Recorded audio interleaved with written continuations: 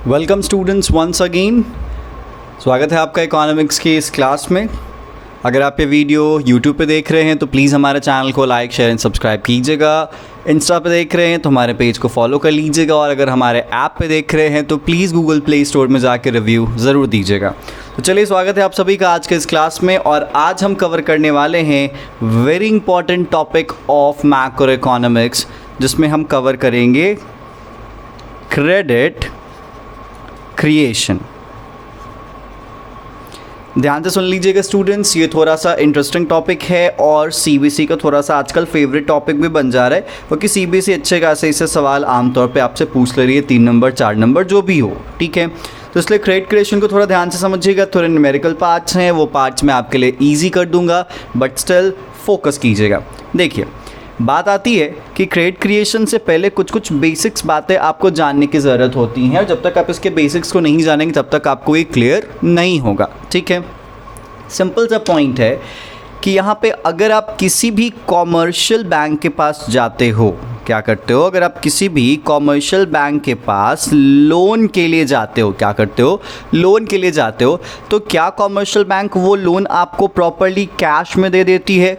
ठीक है, नहीं, वो आपको कैश में लोन नहीं देती। वो क्या करती है, वो आपका अकाउंट ओपन करवाती है, कहाँ पे, अपने ही बैंक में, ठीक है। और उस बैंक में आपका जो लोन का पैसा होता है उस पैसे को क्या कर देती है, वो शो कर देती है। दैट्स इट, ठीक है। यही फंडा होता है बैंक में लोन दिए जाने का, या ये तरीका होता है। विच मीन्स यहाँ पे आप ये ज़रूर मानेंगे कि हम जब बात करेंगे लोन की, तो लोन कभी भी आपको कैश में नहीं मिलेगा, वो आपके अकाउंट में दिखाया जाएगा, ठीक है। अब वापस से चलते हैं इस टॉपिक पे। सवाल है क्रेडिट क्रिएशन में हम क्या जानने वाले हैं। क्रेडिट क्रिएशन में हम ये जानने वाले हैं कि पूरी इकोनॉमी में कॉमर्शियल बैंक कितना उधार देता है।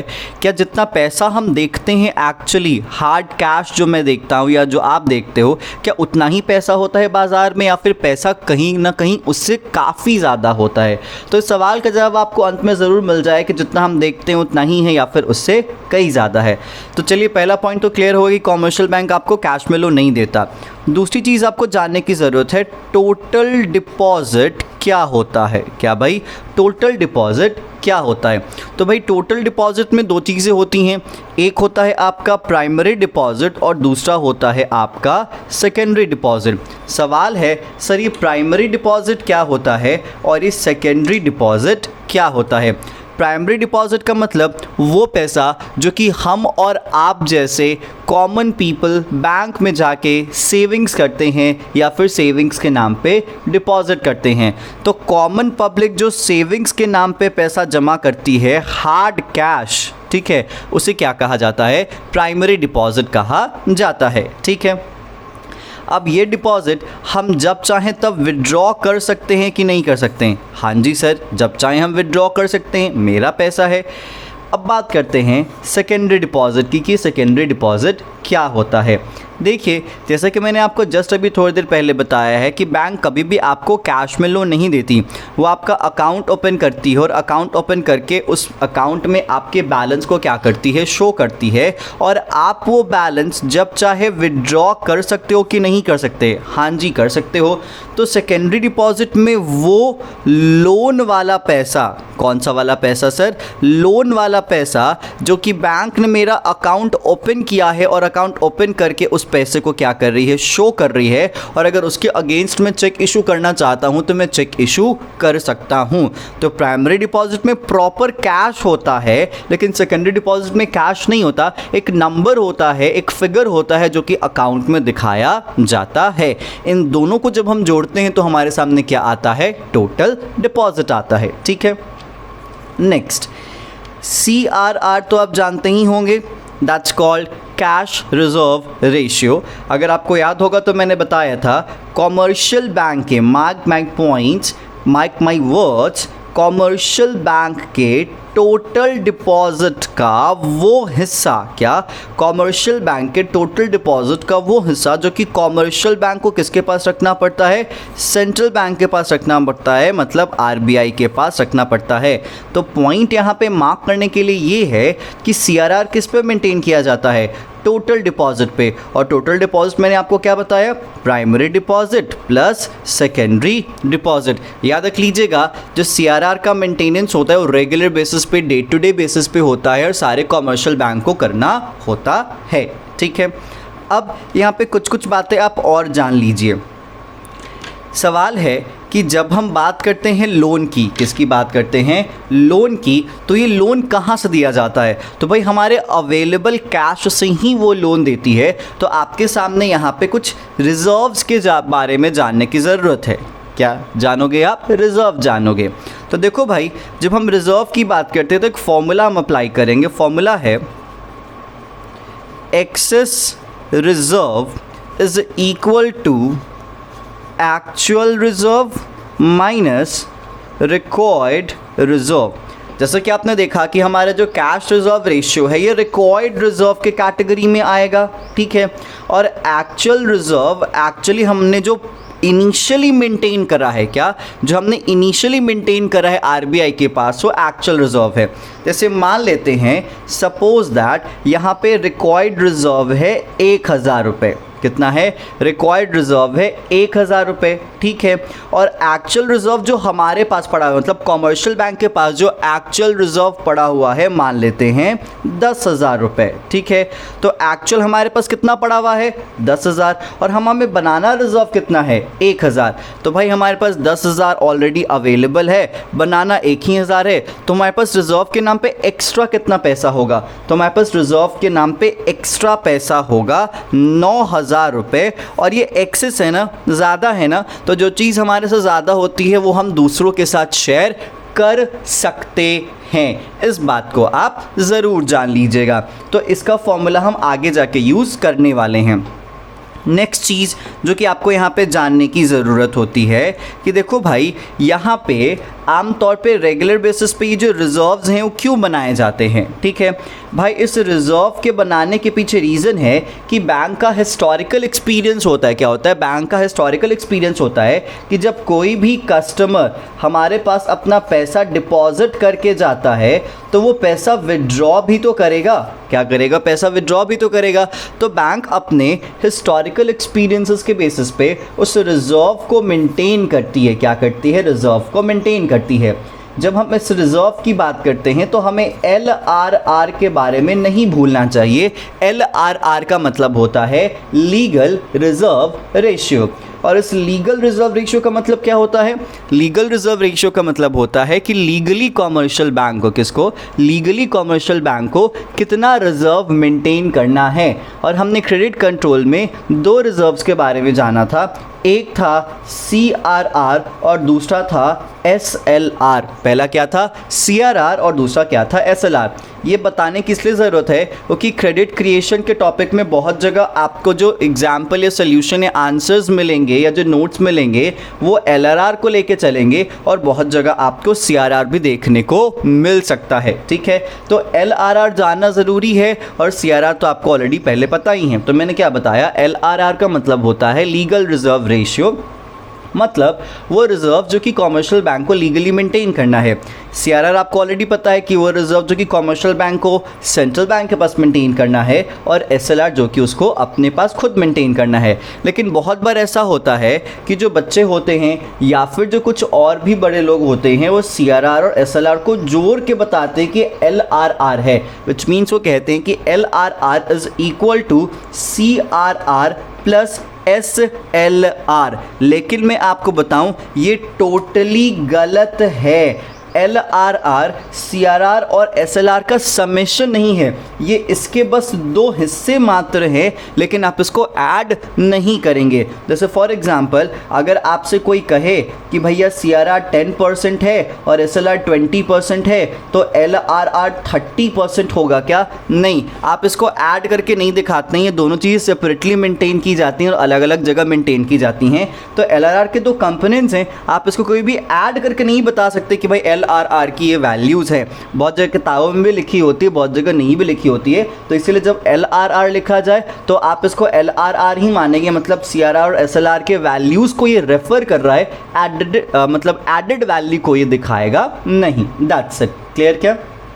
तो चलिए अब थोड़ा सा ब्रशअप कर लेते हैं। हम क्रेडिट क्रिएशन क्यों पढ़ते हैं? हम क्रेडिट क्रिएशन इसलिए पढ़ते हैं ताकि हम ये जानें कि कॉमर्शियल बैंक कितना क्रेडिट क्रिएट कर सकती है, कॉमर्शियल बैंक लोन के तौर पे बाज़ार में कितना पैसा डाल सकती है। ठीक है, ये बाज़ार में मनी का इनफ्लो दिखाता है, पैसे के आने की बात करता है। ठीक है, क्रेडिट क्रिएशन से पहले हमें कुछ बातें जाननी चाहिए। सबसे पहली चीज़, कॉमर्शियल बैंक कभी भी लोन कैश में नहीं देती, वो अकाउंट ओपन करवाती है, बैंक में उस बैलेंस को शो करती है और उसी बैलेंस को यहाँ पे सेकेंडरी डिपॉजिट के नाम से जाना जाता है। टोटल डिपॉजिट का मतलब क्या होता है? Primary deposit plus secondary deposit. Primary deposit का मतलब क्या? वो पैसा जो कि हम और आप प्रॉपर हार्ड कैश बैंक में जाके जमा कर देते हैं। और सेकेंडरी डिपॉजिट वो जो कि बैंक लोन के फॉर्मेट में अपनी किसी कस्टमर्स को दे रही है लेकिन उसका पैसा अपने बैंक अकाउंट में दिखा रही है, वो भी डिपॉजिट के तौर पे मेंटेन किया जाता है। दोनों यहाँ पे विड्रॉ किया जा सकता है, दोनों चेकेबल डिपॉजिट्स माने जाते हैं। ठीक है, सीआरआर आपको ऑलरेडी पता है, cash reserve ratio commercial bank के टोटल डिपॉजिट का वो हिस्सा जो कि कॉमर्शियल बैंक को सेंट्रल बैंक मतलब आरबीआई के पास रखना पड़ता है। मतलब सीआरआर प्राइमरी प्लस सेकेंडरी दोनों को जोड़ के टोटल डिपॉजिट में मेंटेन किया जाता है। नेक्स्ट है excess reserve is equal to actual reserve minus required reserve. ठीक है, एक्चुअल रिजर्व का मतलब क्या? वो प्रॉपर हार्ड कैश जो कि कॉमर्शियल बैंक के पास पड़ा हुआ है। रिक्वायर्ड रिजर्व जो रिजर्व उनको बनाने की ज़रूरत है, तो एक्चुअल में से आप रिक्वायर्ड को माइनस करते हो तो आपके पास क्या मिलता है? एक्सेस। और इसी एक्सेस को, इसी ज़रूरत से ज़्यादा वाली चीज़ को हम क्या चढ़ाते हैं, मतलब कॉमर्शियल बैंक क्या चढ़ाता है? लोन पे चढ़ा देता है। ठीक है, उसके बाद जब हम रिज़र्व की बात करते हैं तो रिज़र्व बनाना हमारे लिए ज़रूरी हो जाता है और रिज़र्व कंज्यूमर्स के डिपॉजिट्स पे मेंटेन किया जाता है, इस बात को आप याद रख लीजिएगा। लेकिन सवाल है कि यहाँ पे रिज़र्व बनाया क्यों जाता है? रिज़र्व इसलिए बनाया जाता है क्योंकि कॉमर्शियल बैंक का हिस्टोरिकल एक्सपीरियंस ये कहता है कि कस्टमर्स बैंक से पैसा निकालने भी आएंगे, जब डिपॉजिट करते तो विड्रॉ भी करेंगे। तो अपने हिस्टोरिकल एक्सपीरियंसेस के बेसिस पे, कुछ लीगल बेसिस पे वो रिजर्व्स मेंटेन करती है। LRR का फुल फॉर्म होता है legal reserve ratio. Legal reserve ratio के दो कंपोनेंट्स हैं, CRR और SLR। आप इन दोनों को जोड़ के LRR नहीं समझोगे, दैट्स इट। क्लियर क्या? तो ये कुछ ऊपर की बेसिक बातें थी जो कि आप अपने जान ली। अब हम प्रॉपरली फुल फ्लेजेड बात करते हैं कि क्रेडिट क्रिएशन होता कैसे है। देखो भाई, जिस तरीके से मैं आपके सामने प्रेजेंटेशन दूंगा या जिस तरीके से मैं आपके सामने पॉइंटर्स लिखूंगा, कोशिश कीजिएगा आप भी अपने एग्ज़ाम में उसी तरीके से लिखिए, क्योंकि यहाँ पे प्रेजेंटेशन का बहुत ज़्यादा एक कन्फ्यूज़न हो जाता है कि हम कैसे करें कैसे ना करें। अगर आपको इससे कोई बेहतर तरीका मालूम है तो आप उसको भी फॉलो कर सकते हैं, इससे कोई आसान तरीका मालूम है तो आप उसको भी फॉलो कर सकते हैं। रिजिड नहीं है कि आप यही फॉलो कीजिएगा। ठीक है, देखिए अब हम लेट की बात करते हैं। हम ये मानते हैं कि हम यहाँ पे सभी कॉमर्शियल बैंक्स की बात कर रहे हैं, मतलब इकोनॉमी में जितने भी कॉमर्शियल बैंक्स हैं सभी कॉमर्शियल बैंक्स की हम बात करेंगे। ठीक है, तो मान लो कि जितनी भी कॉमर्शियल बैंक्स हैं इकोनॉमी में, उन्होंने 10,000 रुपये कैश के फॉर्म में डिपॉजिट क्या करा है? एक्सेप्ट करा है। क्या करा है? एक्सेप्ट करा है। तो ये 10,000 रुपये एक्चुअली यहाँ पे क्या मान लिया जाएगा?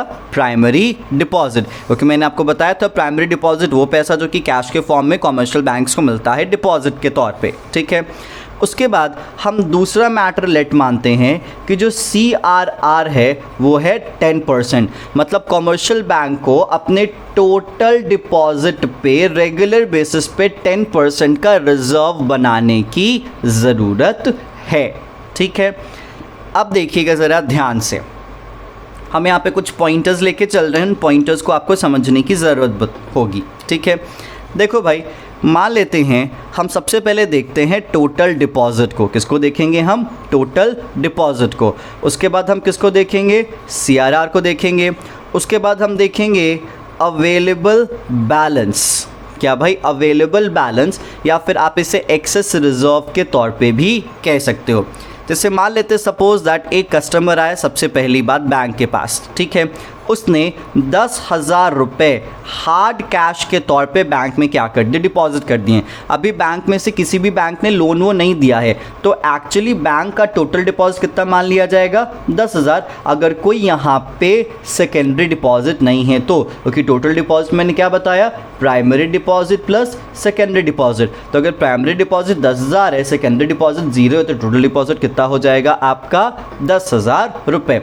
अब आपको क्या मेंटेन करना है, CRR मेंटेन करना है। क्या कहा गया है, CRR टोटल डिपॉजिट पे मेंटेन किया जाता है। तो अगर आपका टोटल डिपॉजिट 10,000 है और CRR का रेट अगर हमने माना है 10%, तो आपको कितना CRR मेंटेन करना चाहिए, 10,000 का 10%, तो वो आएगा सर 1,000 रुपये। ठीक है, तो अब बताइए अगर आपके पास एक्चुअल कैश, हार्ड कैश कितना है, 10,000 रुपये, जिसमें से आपने 1,000 रिजर्व के तौर पे बना दिया। ठीक है, अब आपके पास अवेलेबल बैलेंस, आप इसको एक्सेस बैलेंस भी कंसिडर कर सकते हैं। तो अब आपके पास जो एक्सेस अवेलेबल बैलेंस है वो कितना हो जाएगा, 9,000 रुपये।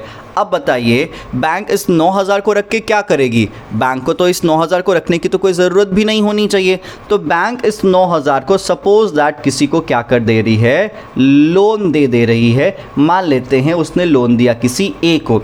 अब जैसे ही ये लोन देगी तो उसका अकाउंट ओपन करवाएगी। क्या करवाएगी, उसका अकाउंट ओपन करवाएगी। और जब उसका अकाउंट ओपन करवाएगी तो वो सेकेंडरी डिपॉजिट मान लिया जाएगा, क्योंकि उस अकाउंट में वो डिपॉजिट दिखाया जाएगा, उस लोन को दिखाया जाएगा और चेक से वो बंदा मतलब ए विड्रॉ कर सकता है।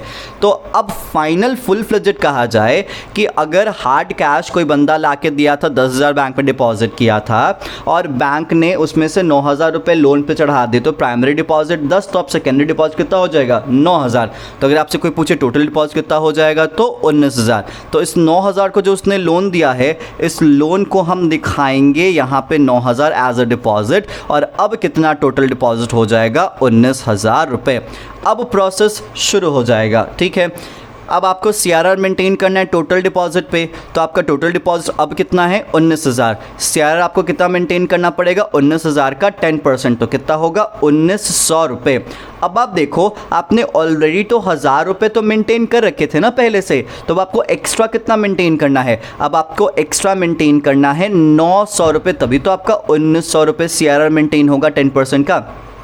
अब बताइए आप इस 9,000 को तो यूं ही हवा में नहीं दिखा सकते, आपको प्रॉपरली कैश जमा करना पड़ेगा किसके पास, RBI के पास। और आपके पास अवेलेबल कैश कितना था एक्चुअली, 9,000, क्योंकि ये 9,000 कैश में नहीं लोन देती ना, मैंने आपको पहले ही बताया है कि कॉमर्शियल बैंक कभी भी लोन कैश में नहीं देती, पैसा उसके पास ही होता है, बस उसके अकाउंट में नंबर दिखा देती है जो बंदा लोन लेने आता है।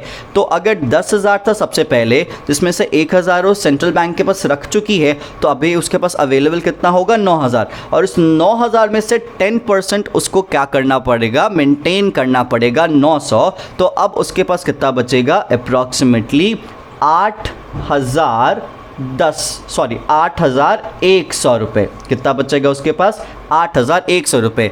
तो अब इस 9,000 में से 900 का रिजर्व बना के उसके पास अवेलेबल बैलेंस कितना है, 8,100। तो अब बताइए ये एक्स्ट्रा हो गया ना 8,100, क्योंकि जितना तो रिजर्व बनाना था बना दिया।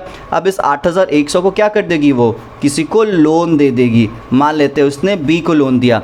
अब जैसे ही उसने B को लोन दिया तो अब यहाँ पे फिर से 8,100 रुपये एज अ नया सेकेंडरी डिपॉजिट दिखाया जाएगा। तो अगर आप टोटल डिपॉजिट देखोगे तो आपके पास कितना आ जाएगा, 27,100 रुपये, अगर आप इन दोनों फिगर्स को जोड़ोगे।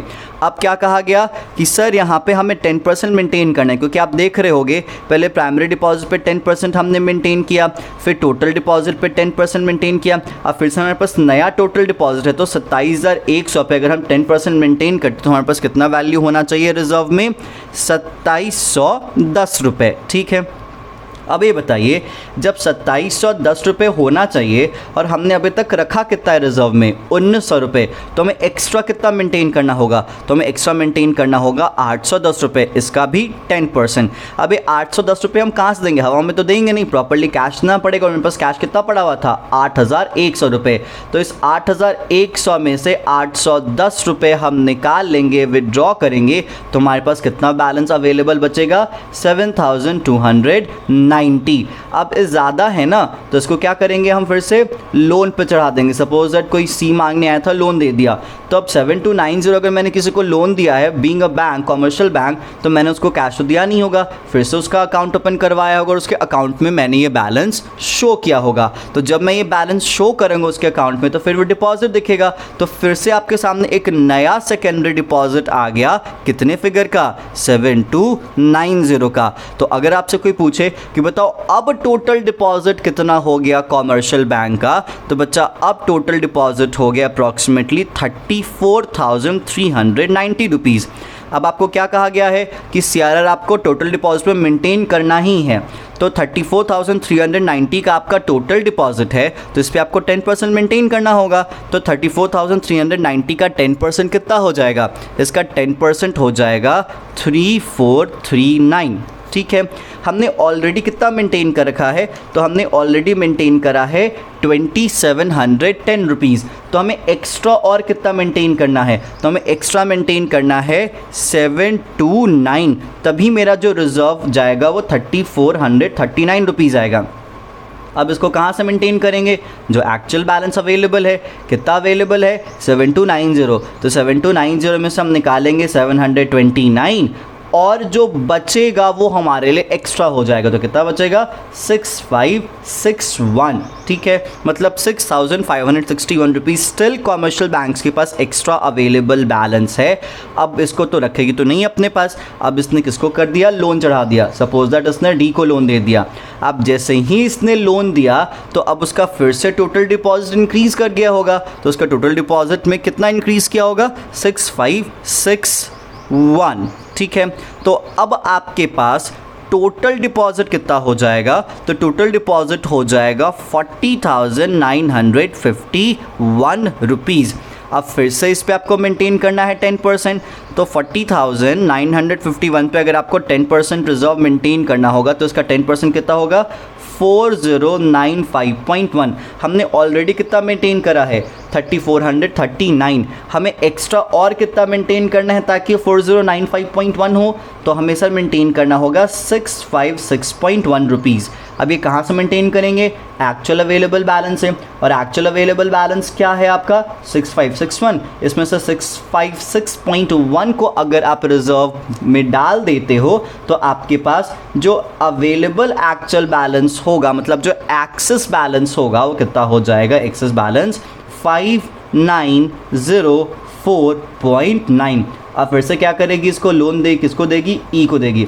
सर अब बस कीजिए, ये कब तक चलते रहेगा। इतना तो फंडा हमें क्लियर हो गया कि टोटल डिपॉजिट पे CRR मेंटेन करने के पास जो उसके पास पैसा बचेगा एक्चुअल, ठीक है, उसी को वो लोन पे चढ़ाएगी। लेकिन ये प्रोसेस कितना लंबा जाएगा बच्चा, ये प्रोसेस कितना लंबा जाएगा, इस सवाल का जवाब याद रख लीजिएगा। इस सवाल का जो जवाब होगा वो देगा एक टॉपिक जिसका नाम है क्रेडिट मल्टीप्लायर। क्या नाम है उसका, क्रेडिट मल्टीप्लायर। तो ये समझिएगा क्रेडिट मल्टीप्लायर क्या है। क्रेडिट मल्टीप्लायर, मल्टीप्लायर का मतलब क्या होगा, नंबर ऑफ टाइम्स, गुना। ठीक है, अगर आप इसको हिंदी में देखना चाहो तो ठीक है, इट्स नंबर ऑफ टाइम। अब सवाल यहाँ पे ये है कि क्रेडिट मल्टीप्लायर ये बताता है कि कॉमर्शियल बैंक, क्या बताता है, कॉमर्शियल बैंक अपने पास जो अवेलेबल रिजर्व्स होते हैं, अवेलेबल रिजर्व होते हैं, जो एक्सेस रिजर्व होता है, जो अवेलेबल एक्सेस बैलेंस होता है, उसके बेसिस पे वो कितना लोन तैयार कर सकती है, वो कितना नंबर ऑफ टाइम्स क्रेडिट दे सकती है। ठीक है, क्रेडिट मल्टीप्लायर को एक और नाम से जाना जाता है, वो है मनी मल्टीप्लायर। किस नाम से जाना जाएगा, मनी मल्टीप्लायर। ठीक है, इनका जो सिंबॉलिक रिप्रेजेंटेशन होता है वो होता है के से। ठीक है, so K represents credit multiplier और money multiplier. And if you actually want to know that कि कितने नंबर ऑफ टाइम्स यहाँ पे कॉमर्शियल बैंक लोन दे सकती हैं on the basis of total deposits और प्राइमरी डिपॉजिट्स और CRR, तो उसका फॉर्मूला है K is equal to 1/CRR। बच्चा बहुत जगह LRR भी लिखा रहेगा, आप कंफ्यूज मत होइएगा, आप LRR को लेके अज्यूम करके बनाइएगा, उसमें कोई ज़्यादा पंगा नहीं है। ठीक है, तो इसलिए CRR के जगह पे आपका LRR भी दिया जा सकता है। अगर हम अपने क्वेश्चंस की बात करें तो हमने यहाँ पे CRR कितना एज्यूम करा था, 10% अज्यूम करा था। ठीक है, तो यहाँ पे अगर मुझे K की वैल्यू निकालनी हो, K इज़ इक्वल टू 1/10%, तो ये वैल्यू आएगी 10। लेकिन ये 10 क्या होगा sir, 10 as a simple digit होगा, या 10% होगा, या 10 का यूनिट स्टैंडर्ड क्या होगा? तो बच्चा होगा यहाँ पे टाइम्स। क्या होगा? टाइम्स। तो सर इसका मतलब क्या? इसका मतलब ये है, क्या है? इसका मतलब ये है कि कॉमर्शियल बैंक के पास actual deposit, actual primary deposit कितना था? 10,000। तो कॉमर्शियल बैंक अपने इस प्राइमरी डिपॉजिट, जिसको आप यहाँ पे एक्चुअल बैलेंस भी कह सकते हो, एक्चुअल कैश भी कह सकते हो, वो है 10,000। तो उस 10,000 पे अगर हम 10% को रिजर्व का रेट मानते हैं तो 10,000 का वो 10 गुना, क्या? 10,000 का 10 गुना वो लोन तैयार कर सकती है। तो 10,000 का 10 गुना कितना हो जाएगा?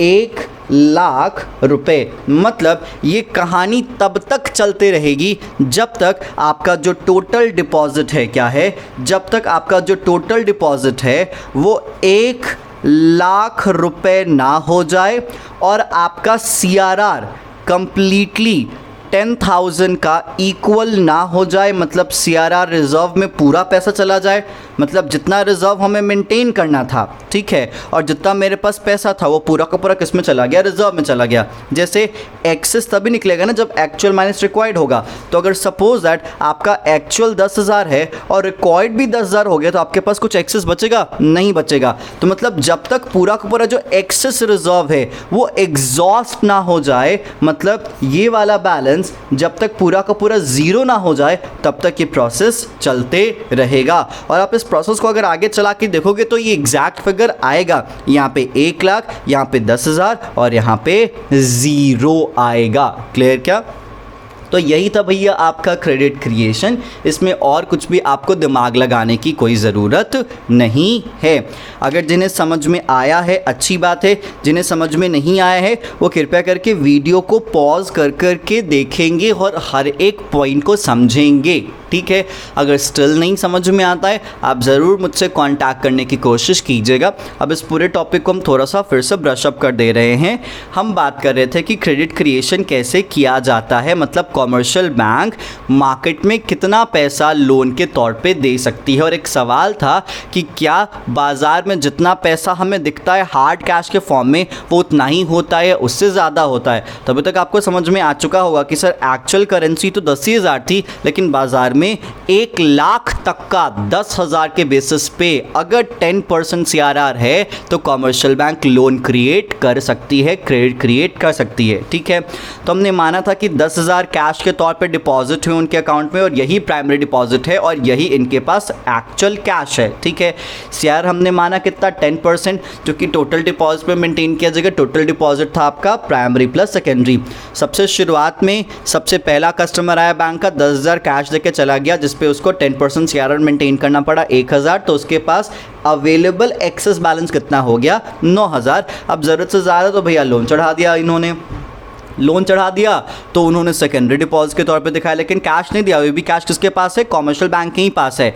तो अब जब इन्होंने सेकेंडरी डिपॉजिट में 9,000 दिखाया तो इनके पास टोटल डिपॉजिट कितना हो गया? 19,000 रुपये। अब 19,000 पे 1,900 का CRR मेंटेन करना पड़ेगा क्योंकि CRR 10% है। हमने ऑलरेडी 1,000 रखा है, 900 हमें और भी मेंटेन करने की ज़रूरत है। और ये 900 कहाँ से होगा? हमारे अवेलेबल एक्सेस बैलेंस में जो हार्ड कैश पड़ा हुआ है ना। तो हार्ड कैश कितना पड़ा हुआ था कॉमर्शियल बैंक के पास? 9,000। तो इसलिए इस 9,000 में से वो 900 मेंटेन करेगी तो उसके पास अब कितना बचेगा?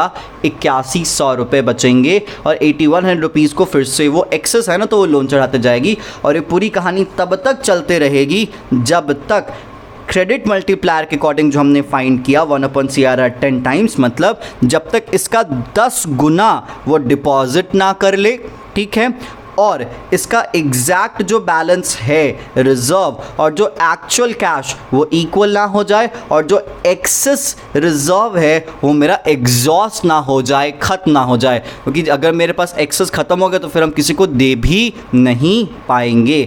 तो यही था पूरा का पूरा फंडा आपके क्रेडिट क्रिएशन का। इसमें से आप ज़रूर अपने किताबों को रेफ़र कीजिएगा। किसी के पास कोई नोट्स होगा तो आप नोट्स को रेफ़र भी ज़रूर कीजिएगा।